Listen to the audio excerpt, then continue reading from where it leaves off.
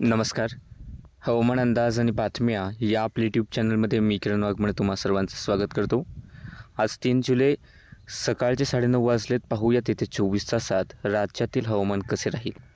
सर्वात प्रथम जर आपण पाहिलं ज्या काही हवामान प्रणाल्या बनल्यात तर मान्सूनचा आस असलेला जो कमी पट्टा आहे तो साधारणतः या ठिकाणी तुम्ही पाहू शकता की उत्तरेकडील भागात आहे, जो की पंजाब हरियाणाच्या पासून उत्तर प्रदेशमधून इकडे मणिपूरपर्यंत विस्तारला आहे, जो की सर्वसाधारण स्थितीपेक्षा थोडासा त्याच्या उत्तरेकडील भागामध्ये पाहायला मिळतोय.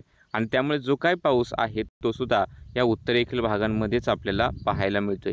बाकी राज्यात थोडंसं उंचावरून येणारे जे वारा आहे तो असं उत्तरेकडून येत आहे आणि हा कोरडा वारा असल्यामुळे राज्यात पावसाची जी काही शक्यता आहे ती आता थोडीशी कमी झालेली आहे. जर आपण पाहिलं की सध्या कशा प्रकारचे ढग पाहायला मिळत आहेत तर इकडे थोडंसं रत्नागिरी सिंधुदुर्ग गोव्यामध्ये काही अंशी ढग आहेत, कुठेतरी थोडेसे थेंब पाहायला मिळत असतील.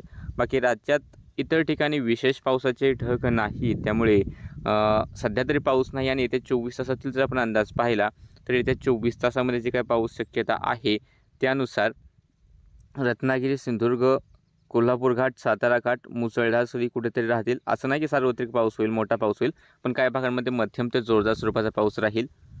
नाशिक घाट पुणे घाटाकडे सुद्धा एखाद्या वेळेसाठी मध्यम ते जोरदार पावसाची सर येऊन जाईल.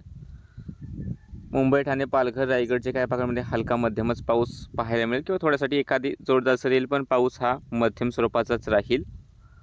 त्यानंतर नंदुरबार धुळे जळगाव बुलढाणा वाशिम यवतमाळ वर्धा नागपूर भंडारा गोंदिया गडचिरोली चंद्रपूर हा जो काही भाग आहे अमरावती हा भाग आहे, या ठिकाणी मध्यम ते जोरदार पाऊस राहतील, पण सार्वत्रिक पाऊस नाही. काही ठिकाणी पाऊस होईल, काही ठिकाणी थोडीशी फक्त ढग पाहायला मिळतील.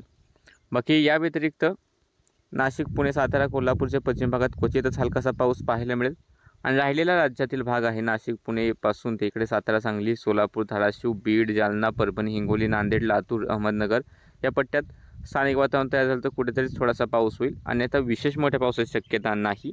उत्तरेकडील भागातील छत्रपती संभाजीनगर जालन्याच्या या ठिकाणी थोडीशी पावसाची शक्यता वाढेल, पण दक्षिणेकडे विशेष मोठ्या पावसाचा अंदाज आज सध्या दिसत नाही. बाकी सध्याच्या अंदाजामध्ये इतकंच. हवामानाचे अंदाज पाहण्यासाठी चॅनलला सबस्क्राईब करा, व्हिडिओ लाईक आणि शेअर करायला विसरू नका.